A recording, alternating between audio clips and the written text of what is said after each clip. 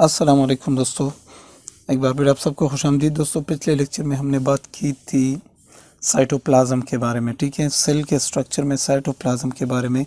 दोस्तों, आप सबकी बहुत रिक्वेस्ट है कि सर प्लीज़ आप ज़ूलॉजी वाला सेक्शन स्टार्ट करें, तो इंशाल्लाह मेरी कोशिश है कि अभी एक लेक्चर इस चैप्टर से रिकॉर्ड करूँ, एक लेक्चर वहाँ से रिकॉर्ड करूँ। तो इंशाल्लाह मैं डाइजेस्टिव सिस्टम को स्टार्ट करने जा रहा हूँ। डाइजेशन जो चैप्टर है उसको भी डिस्कस करेंगे, इम्यूनिटी को भी और सर्कुलेशन को भी फुल डिटेल के साथ मैं इंशाल्लाह आपको पढ़ाऊँगा। आप कोई टेंशन ना करें। इंशाल्लाह एक महीने के बाद हमारी कोशिश होगी कि सारे के सारे जो ज़ूलॉजी के सेक्शन के चैप्टर्स हैं उनको कंप्लीट करें। तो आप टेंशन ना लें, इंशाल्लाह करेंगे। ठीक है, अब इस लेक्चर में हमारा जो सेल ऑर्गेनेली सबसे पहला स्टार्ट होने वाला है वो है राइबोसोम। तो राइबोसोम क्या है, इसके बारे में बातें करते हैं।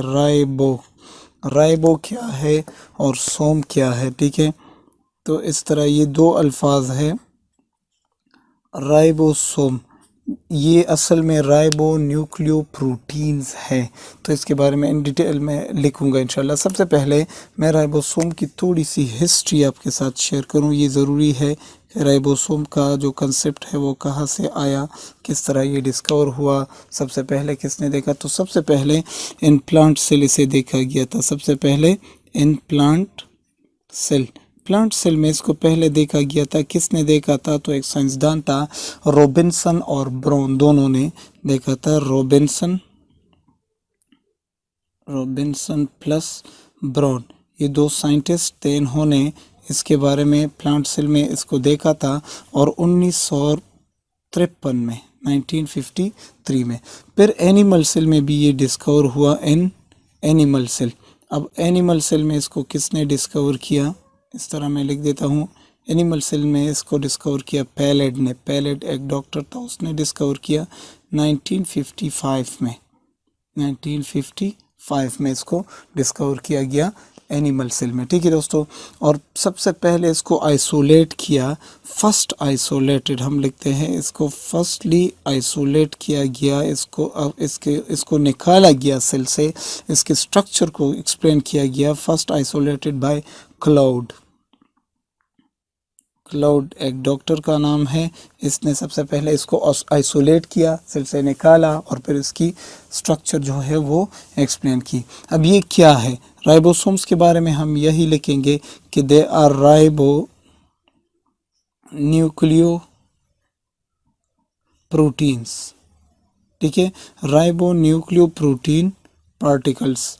अब देखिए, ये छोटे छोटे पार्टिकल्स की नुमा होते हैं। दे आर ए मेम्ब्रेनस, इनसे कोई मेम्ब्रेन सराउंडेड नहीं होता। अब देखिए, इस बात को समझिए। राइबो का मतलब है कि इसमें राइबोज शुगर होता है। कौन सा शुगर? राइबोज शुगर होता है। ठीक है, न्यूक्लियो का मतलब है कि ये न्यूक्लियस में बनते हैं। तो न्यूक्लियो का मतलब न्यूक्लियस में बनते हैं, तो न्यूक्लियस की न्यूक्लियोलस में ये बनते हैं। तो इंशाल्लाह कहाँ बनती है मैं आगे बताऊंगा, न्यूक्लियोलस में। और ये प्रोटीन पार्टिकल्स है। ठीक है, ये क्या है? ये प्रोटीन्स हैं। तो राइबो न्यूक्लियो प्रोटीन्स का मतलब है कि ये असल में राइबोसोम जो है असल में खुद एक आरएनए होता है, बजाते खुद एक आरएनए होता है और बहुत सारे काम करता है। तो आपको अगर कोई पूछे कि राइबोसोम क्या है, तो they are ribonucleoprotein. Simple सी बात है, यही बताना है। अब इस बात को आप समझ गए। अब इनकी कुछ थोड़ी सी हम डिटेल लिखना चाहेंगे कि ये कितने होते हैं एक सेल में, इनकी नंबर क्या होती है। तो बहुत सारे सेल्स में बहुत डिफरेंट नंबर होते हैं। तो ज़्यादातर जो हमने पूछ गछ की और हमने डिफरेंट बुक्स से डेटा कलेक्ट किया, तो ये तकरीबन 10 मिलियन होती है सेल्स में। ठीक है, नेक्स्ट जो बात है इसकी साइज़ की, अगर हम बात करें साइज़ की, तो ये 10 मिलियन कहाँ पर होती है? 10 मिलियन होती है दोस्तों ये यूकैरियोटिक सेल में। ठीक है, ओके। अब इसका साइज़ क्या है? तो साइज़ तकरीबन 150 से लेकर 200 एंगस्ट्रॉम तक होता है, ये इसका साइज़ होता है। ठीक है, इनकी लोकेशन कहाँ होती है, ये कहाँ पाए जाते हैं सेल के अंदर, राइबोसोम जो है वो कहाँ पर होते हैं, ये बात ज़रूरी है।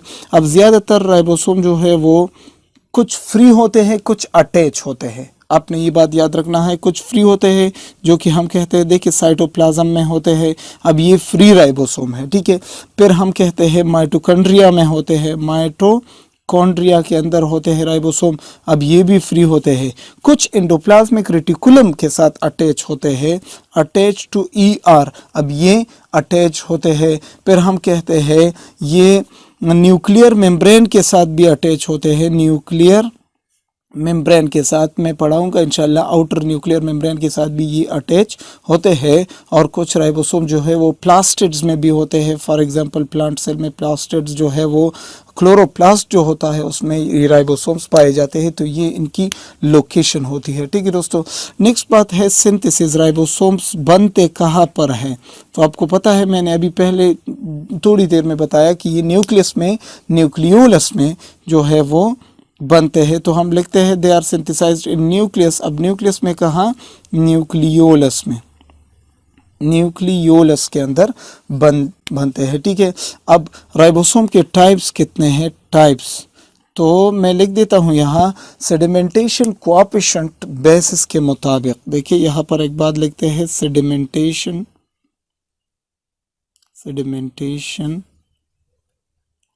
कोएफिशिएंट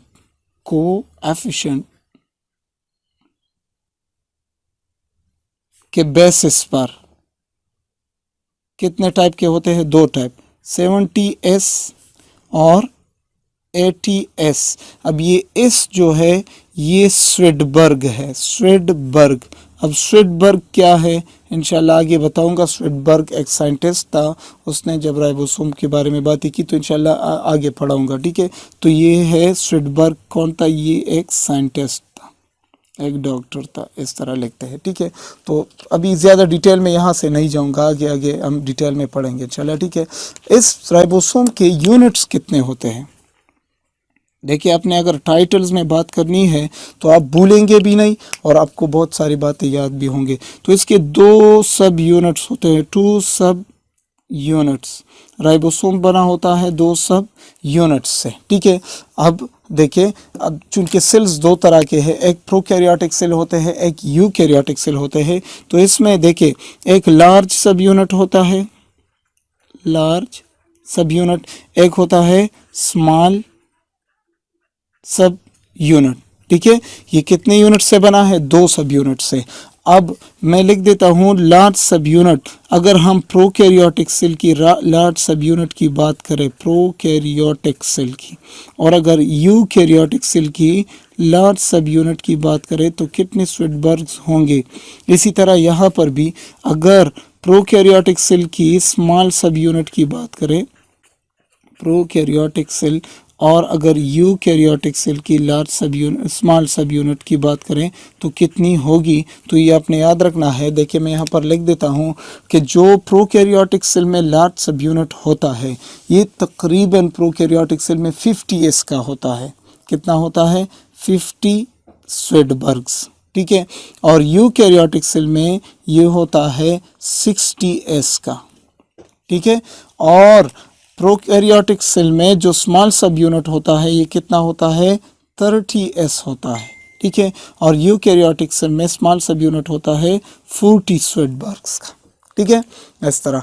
अब मैं यहाँ पर एक बात लिखना चाहता हूँ, देखिए, अगर हम इन दोनों यूनिट्स को कंबाइन करें तो फिर क्या होगा। देखिए, यहाँ पर हम एक लाइन ड्रा करते हैं ताकि हमें नोट्स बनाने में आसानी हो। अगर हम इन लार्ज और स्मॉल सब यूनिट्स को कंबाइन करें, कंबाइन देम, तो यूकैरियोटिक सेल का राइबोसोम क्या बन जाएगा। देखिए, इस कलर को यूज करते हैं, यूकैरियोटिक सेल का जो राइबोसोम है वो कैसा होगा। देखिए, यूकैरियोटिक सेल में जो राइबोसोम है, एक है यहाँ पर मैं बना देता हूँ। देखिए, यहाँ पर इस तरह एक ये है लार्ज सब यूनिट और यहीं पर है एक स्मॉल सब यूनिट। ठीक है, तो लार्ज सब यूनिट यूकैरियोटिक सेल का कितना था, 60S, और स्मॉल सब यूनिट कितना था, 40S। ठीक है, यूकैरियोटिक सेल के लिए। अब अगर इन दोनों को कंबाइन करें तो बुक लिखता है कि ये होती है, यूकैरियोटिक सेल में जो राइबोसोम होती है वो होती है 80 स्वेडबर्ग्स। अब अगर इन दोनों को कंबाइन करें, 40 + 60 = 100, लेकिन ये तो मैथमेटिक्स नहीं है, यहाँ पर 20 यूनिट्स गायब हो गए। क्यों गायब हो गए? क्योंकि ये दोनों यूनिट्स सेडिमेंटेशन करते हैं। क्या करते हैं? सेडिमेंटेशन करते हैं। अब सेडिमेंटेशन का मतलब क्या है मैं अभी आपको बता देता हूँ। सेडिमेंटेशन देखिए इस तरह है कि अगर मैं इन दोनों हाथों को एक दूसरे के साथ मजबूती के साथ मिलाना चाहता हूँ तो मेरी ये उंगलियां और ये उंगलियां एक दूसरे के अंदर थोड़ी सी चली जाती है इस तरह, ठीक है, इस तरह। तो इसी तरह यहाँ भी होता है कि जो एग्जाम्पल के थ्रू समझाता हूँ। फॉर एग्जाम्पल ये इस तरह दो चीज़ें हैं, ठीक है, इस तरह एक ऊपर है और एक नीचे है इस तरह। अब अगर इन दोनों को हम कंबाइन करें तो क्या इस तरह नहीं हो जाएंगे? देखिए ये ऊपर वाला और ये इस तरह ऊपर वाला थोड़ा सा उसके अंदर चला गया। अब यहाँ पर कुछ यूनिट्स गायब हो जाते हैं, सेडिमेंट हो जाते हैं, ठीक है। तो ये जो 20 यूनिट गायब है यहाँ, ये सेडिमेंटेशन की वजह से गायब हो जाते हैं, ठीक है। उम्मीद करता हूँ इस बात को आप समझ गए। अब प्रोकैरियोटिक सेल की अगर बात करें, प्रोकैरियोटिक सेल की अगर बात करें तो उसका राइबोसोम कितने यूनिट्स का होता है? देखिए प्रोकैरियोटिक सेल में भी राइबोसोम आपको मैंने बताया कि उसमें भी एक लार्ज सब यूनिट होता है, एक स्मॉल सब यूनिट होता है। उनका स्मॉल सब यूनिट 30s का होता है, लार्ज सब यूनिट 50s का होता है। अगर हम 50 और 30 को प्लस करें तो टोटल होते हैं 80, लेकिन यहाँ पर राइबोसोम है 70s।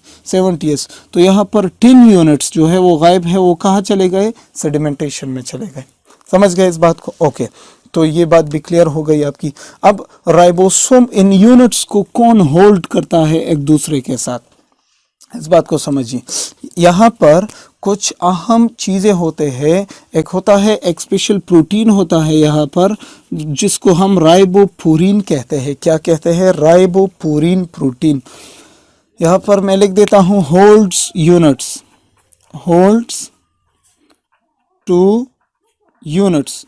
दो यूनिट्स को यानी राइबोसोम के दोनों यूनिट्स को कौन एक दूसरे के साथ जो है वो पकड़ा होता है? फॉर एग्जांपल ये राइबोसोम का ऊपर वाला यूनिट, ये राइबोसोम का जो है वो मिसाल के तौर पर नीचे वाला लार्ज यूनिट। तो अब इन दोनों को एक दूसरे से अलग कौन नहीं होने देता? तो यहाँ पर एक स्पेशल प्रोटीन होता है जिसे हम राइबोपुरीन कहते हैं। ये बात ज़रूरी है, राइबोपुरीन, ये बात ज़रूरी है। और दूसरी बात बहुत अहम चीज़ है कि यहाँ पर कुछ स्पेशल आयंस होते हैं जिनको हम मैग्नीशियम आयंस कहते हैं। कौन से आयंस?